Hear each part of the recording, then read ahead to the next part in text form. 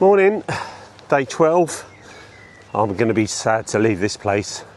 Just said goodbye to Claire, Richard and Harrington, who's the family that have been absolutely amazing.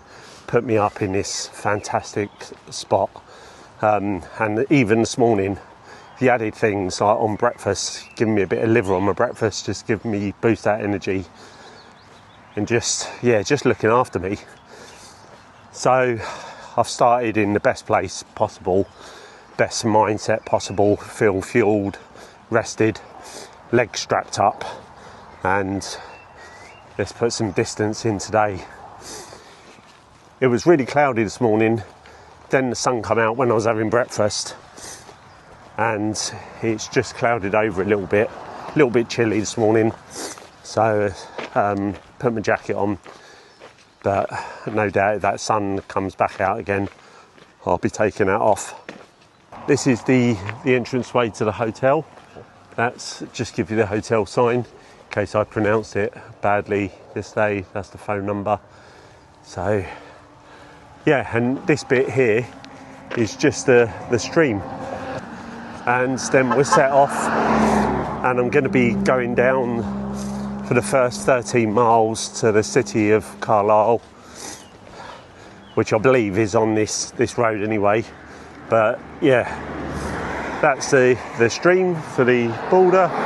So welcome to England, and that's the direction I'm heading on. So I'm going to cross back over again without getting killed, so it's a bit of a crazy road, and let's get going.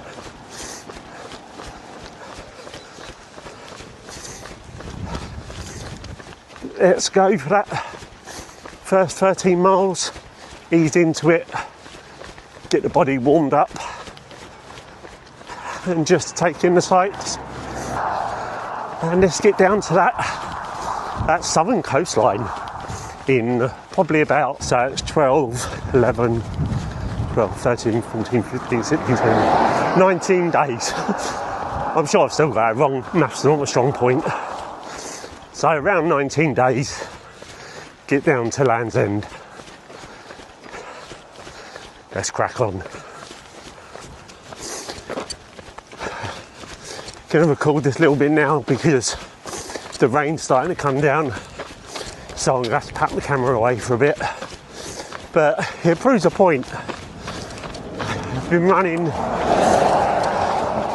well, I've done 3 miles, and since left the border, downhill.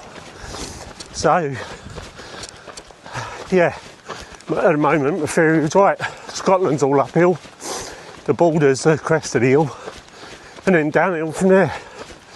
We'll see though. But the rain's nice and cool,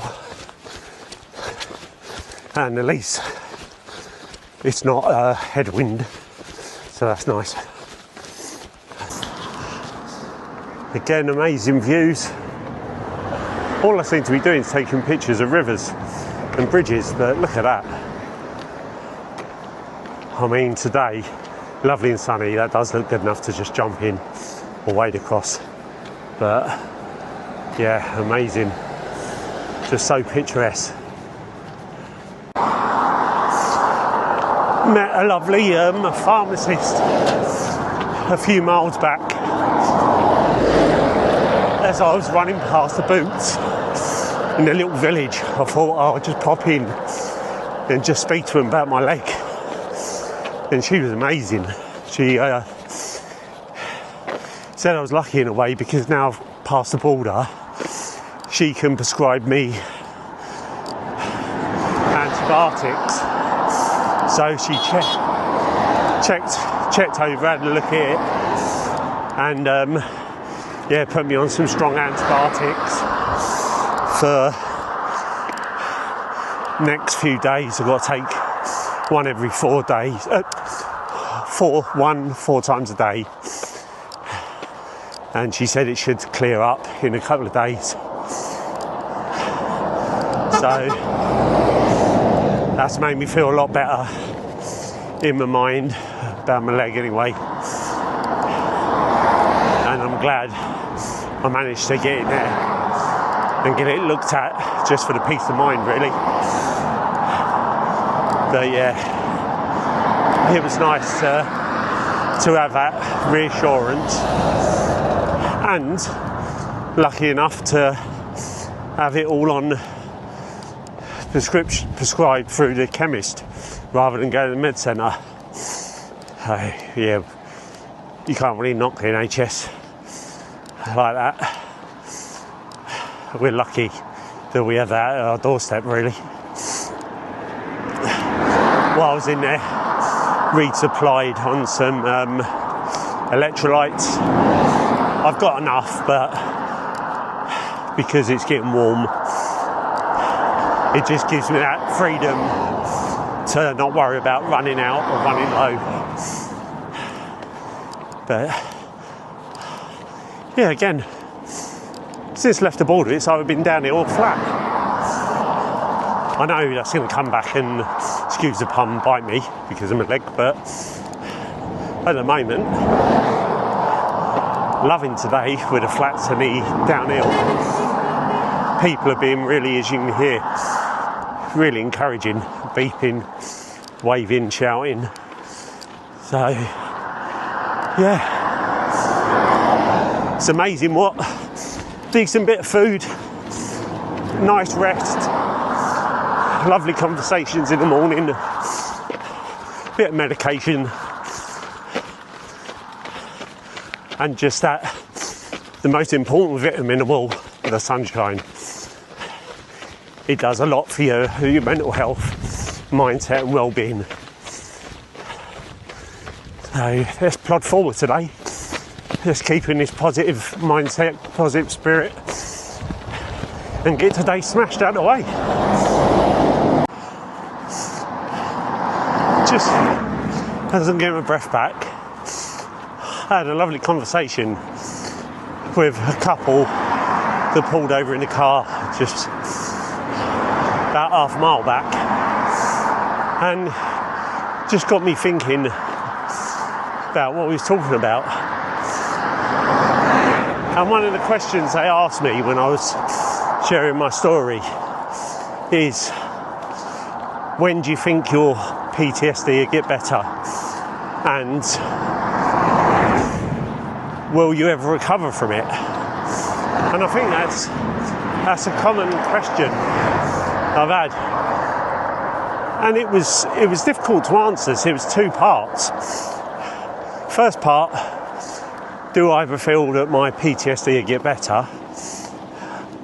Well, yes, I have to believe it will, in the sense of where I was 2 years ago, 5 years ago, 10 years ago, is definitely a better place now than back then. So it definitely does get better, but as we've shared, it can change quite quickly. But yeah, it does get better. It might feel slow and it might change constantly, but you've got to recognise that PTSD or complex PTSD does get better the more you work at it and tackle it head on. The second part of that, I spoke about this before, will it ever go away? Will you ever be cured from it? And obviously the answer is no. It won't go away. You won't get cured from it. But the follow-on to that was when I explained that to them, they did say, but surely if it gets better, one day it will go away. And that's an interesting thing, because normally when you look at stuff and you're getting better, eventually you are cured. But unless I'm completely wrong, and I hold my hands up if I am, but I believe that it does get better, and the more it gets better, the easier it can be to cope with it. But it's never going to go away. you just learn to live with it. But it shows you that people that are open to try and understand PTSD more, it's great that they ask them questions, and maybe that's an answer they wouldn't get if they just Googled it or looked in a book.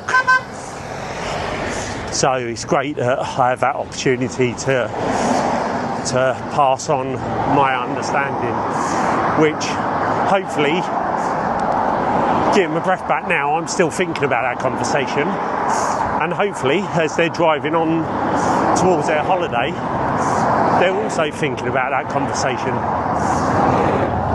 So yeah, that's what it's all about. I love little chats like that. Just stopped off, saw a lovely little hidden lay-by cafe and speaking to some truckies and some people in here. Little Betty's it's called, and they've given me some truckies, bought me a nice cup of tea, sugar in, and a lovely lady. Get you on camera quickly. What's your name, sorry? I'm Judy. Judy, this lovely lady, bless her, she's just donated £5 to PTSD UK, and I went to shake her hand, and bless her, she dropped her coat, but it was impressive, wasn't it? It was, exploded everywhere. Went with a run. But, yeah, but thank you very much for donating anyway. It's going to go a long way. You take care. Brilliant. Thank you. Yeah, so again, hospitality. They've offered me cakes and food, but after that meal this morning, I'm still full up. But I'm going to have this sugary cup of tea, going to have a can of Coke, and then head on my way again. But it's all these hidden little gems. Even a roadside cafe, the amount of people you can meet, it's great. Just see, hold on, so get these lads on here. These are the guys that bought me a cup of tea. What was your name? John. John? Matt. Great guys. Safe journey. See ya. So on this journey, I know I'm meeting loads of people, but you have conversations, and obviously I'm going to respect people's privacy, and not everyone wants to share their stuff on camera. But the person has given me permission to talk about it, obviously not mentioning names. But I've just had this lovely lady in a conversation, and she's a parent, and her son, who's 30,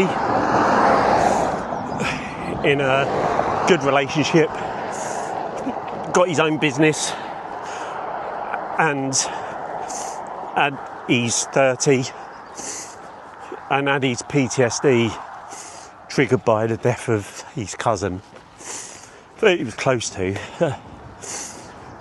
and I'm sure some other stuff that I haven't gone into, but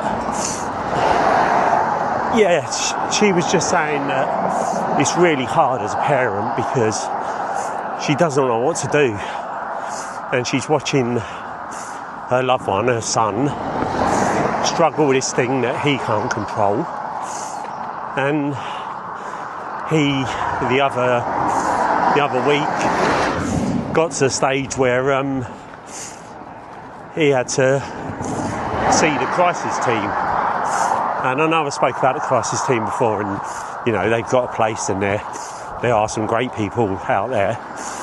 But it was the same story really, that all he was doing was seeing different people and going over the same information day in, day out to all these different people from the crisis team. And actually, it wasn't supporting him. He was just repeating the same stuff.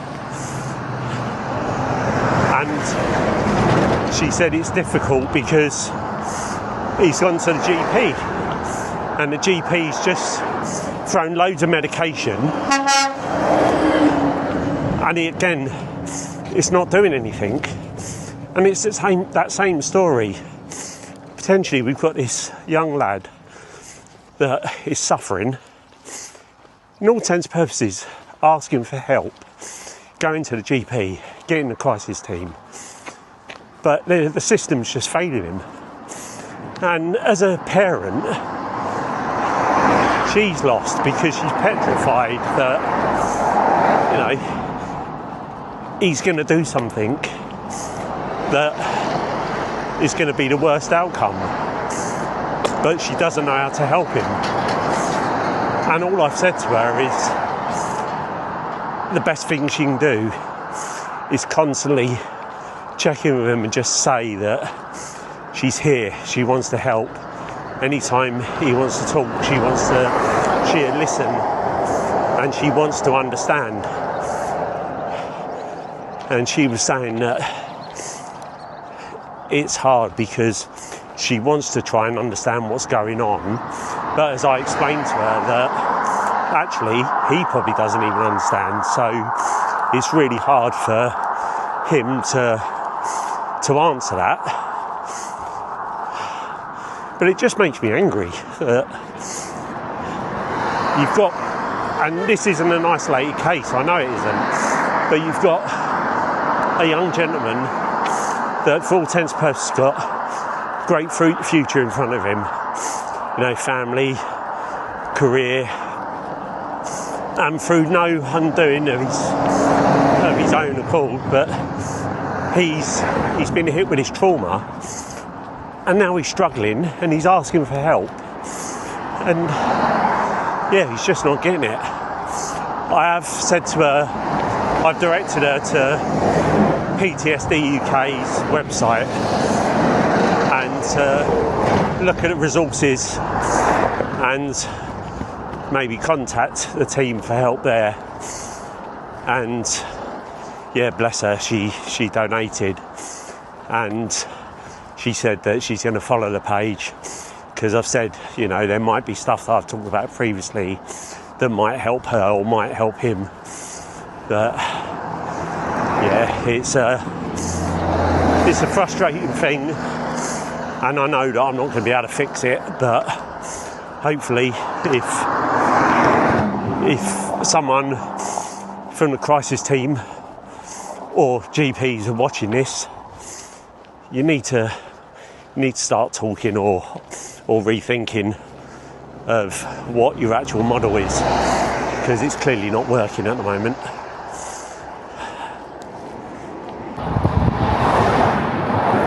Just walk in for a bit, this road's a bit treacherous and the wind's crazy.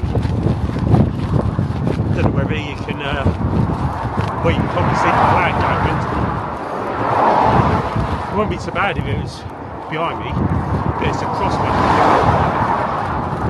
And as this road's quite busy and there's only a thin strip line, it's a bit too treacherous to run along. But I'm making good progress. And yeah, the cars have been really supportive today, just all bibbing and waving, which has been really nice. It's probably a lot colder than I think it is at the moment, because I'm pushing forward, I'm quite warm, but the trouble is, as soon as you stop, that's when you feel really cold.